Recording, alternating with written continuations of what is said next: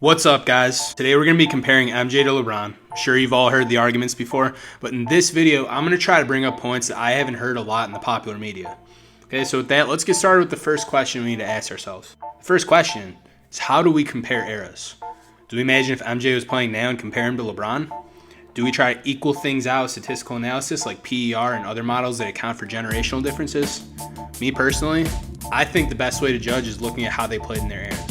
If you didn't, you'd be arguing that MJ would be a much better three-point shooter if he played now, which may be true, but isn't a realistic and objective way of looking at things. Looking at their respective eras, MJ and LeBron were undoubtedly the greatest players in their eras, when considering MJ's era to be the 90s and LeBron's to be the 2010s. And I think comparing between eras is getting a little bit too speculative and a little bit too out of reach when it comes to the GOAT conversation. So now that we got that part settled, let's look at the most common argument that I see supporting MJ. MJ, he went 6-0 in the finals, undefeated, while LeBron was 3-6 in the finals. While I believe this point obviously favors MJ, I don't think it's an all or nothing determining factor in the same way as sports analysts like Stephen A. Smith or Skip Bayless typically do. So let's look a little bit deeper into Jordan's path to the finals and compare it to LeBron's. For starters, MJ didn't make it to the finals until Phil came, and until Scottie matured into a star on the brink of being a superstar. Meanwhile, LeBron dragged the sorry 07 Cavaliers to the finals by himself before ultimately getting swept by a prime Tim Duncan-led Spurs team. Does this point favor LeBron? Maybe, but to kind of dig even deeper, we need to look at the competition that both players were going up against before making that, conclusion. So, in the 80s, MJ was going up against prime Bird-led Celtics and Isaiah-led Pistons every year when he would, ultimately lose in the playoffs and not get out of the first or second round. Now let's compare that to LeBron's 07 Cavs team and who they had to defeat to make it to the finals. First, they went up against a Wizards team that was led by Gilbert Arenas and Anton Jamison. Then they followed that up against a Nets team led by Vince Carter and Jason Kidd.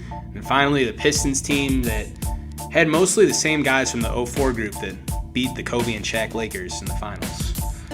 So, honestly, while the competition LeBron went through wasn't, bad at all, it really didn't compare to what Jordan was going up against in the late 80s. None of the groups LeBron played against won any championships except for the Pistons, the 04 Pistons, who were somewhat washed up by the time LeBron played them during his 07 finals run. Whereas Jordan went up against a Celtics team that won 3 and a Pistons group that ultimately won 2 championships, and clearly tougher competition. So upon that, further investigation, it's tough to say that LeBron's better than MJ for having dragged a team to the finals by himself when the competition wasn't as tough for LeBron. But at the same time, we got to give LeBron a nod there for having pretty much led that team all by himself, although the 07 Cavs team did have a great collective defensive unit. The next question we have to ask is, how much does coaching matter? MJ had arguably the greatest coach of all time, Phil Jackson, for his 6 championship years, while LeBron has had mediocre coaches across the board. Does coaching matter as much as it does in football? Probably not.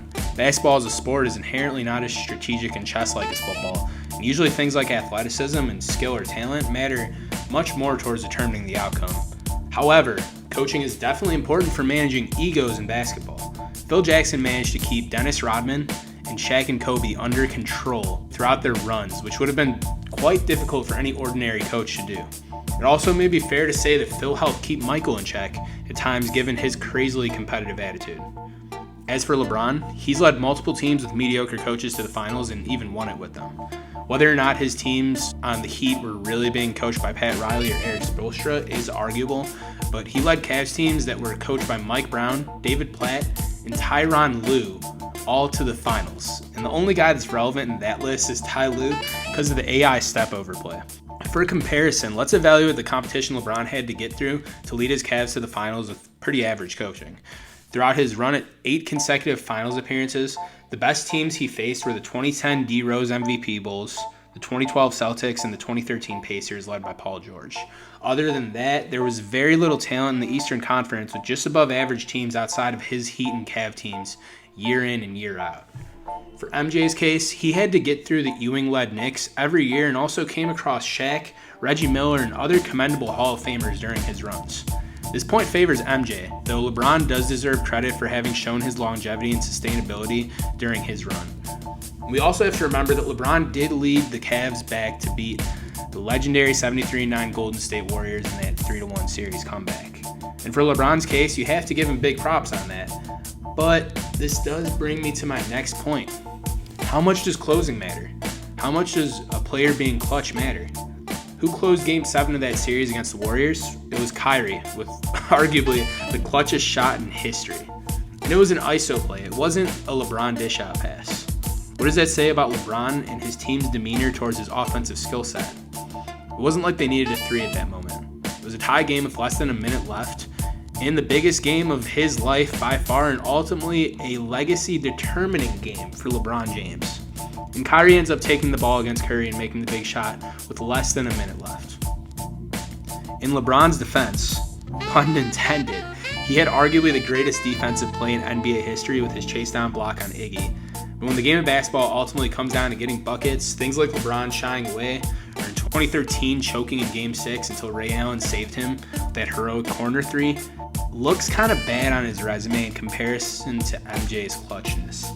MJ seemed to get even better somehow in clutch moments. I can't recall a time when the game was close in a clutch scenario and MJ didn't have the call. Whether it was hitting a clutch jump shot or dishing it to an open Paxson or Curve for the 3, MJ was the one making the big decision when it mattered most and when the defense is playing as ferociously and intensely as they possibly can. LeBron has recently become more clutch compared to his former self, but he still comes nowhere close to MJ in this regard. In a different light, others sometimes argue that LeBron is a GOAT because of his versatility compared to MJ. Sure, MJ could score and defend like no other, but LeBron could do these things to a lesser degree than MJ, but was also a much better passer, rebounder, and more versatile defender than MJ, and this is supported by stats. But watching film, LeBron is undoubtedly a better passer and a bigger post presence with respect to rebounds, offensive and defensive post game, other than the infamous Jordan fadeaway, and blocking shots. And LeBron would likely be more valuable in guarding a post player than MJ. MJ was undoubtedly much better at perimeter defense and getting steals than LeBron. Depending on your definition of GOAT, some of these points may point in favor of one player or the other. Do you prefer a specialist or a jack of all trades? When it comes to longevity, LeBron beats MJ without question. Keep in mind that we're assuming the careers played out the way they did in real life, with MJ retiring twice. LeBron has been a heavy-duty player in the league for over 17 years, and he was likely going to get another MVP trophy this year before the situation came up and stopped play altogether. And MJ only played 15 seasons total, including the 3 years on the Wizards. If longevity matters to you, LeBron's definitely that dude. And the last thing I want to look at is supporting players. We talked earlier about how LeBron dragged a sorry 07 Cavs team to the finals and how MJ didn't make it without Scottie and Phil. What about LeBron's other years? How stacked were those Heat teams, those Cavs teams? Were they more talented than the 90s Bulls from a roster standpoint? As we mentioned earlier, both LeBron and MJ had very little help during the beginning stages of their careers. MJ was pretty much a one-man team for the first few years. He didn't get Scottie until the late 80s, and Scottie didn't really mature into a true star until the early 1990s. Similarly, LeBron got no help during his first few years on the Cavs, ultimately motivating him to move on to Miami. Once he was in Miami, LeBron was playing alongside 2 future Hall of Famers in Chris Bosh and Dwayne Wade, with D. Wade arguably considered to be a top 50 player of all time. He also had a great supporting cast of 3-and-D players like Shane Battier and Ray Allen, along with capable role players like Mario Chalmers and Udonis Haslem. During the Bulls' first three-peat, MJ was playing alongside a prime Scottie, who was also widely considered to be a top 50 player of all time, an all-star caliber player in Horace Grant, and similar role players to what LeBron had in Miami. For the Bulls' second three-peat and LeBron's later Cavs teams, you basically change a couple pieces here and there and have the same supporting cast nonetheless. Replace Horace Grant with Rodman for the Bulls, which is a major upgrade defensively, and then you add defining role players like Steve Kerr and Tony Kukoc to the squad. As for LeBron's Cavs, replace D. Wade with Kyrie and Chris Bosh with Kevin Love, and you have a very similar support system. All in all, given that Scottie and D. Wade are both similar in terms of value, in my opinion, I'd like to narrow it down by looking at the next best players on their respective squads. Basically, comparing Chris Bosh and Kevin Love to Horace Grant and Dennis Rodman. And with all due respect to Horace, I could confidently say the other 3 guys are more valuable, which, in my opinion, ends up favoring MJ's case as having had less of a supporting cast, given that LeBron had 2 of the 3 better third wheels during his final runs. And furthermore, in my opinion, LeBron's role players are more talented and more numerous than Jordan's, especially on those Heat teams who had deep benches with three-point specialists and defensive assassins. And this point further favors MJ's case in my opinion.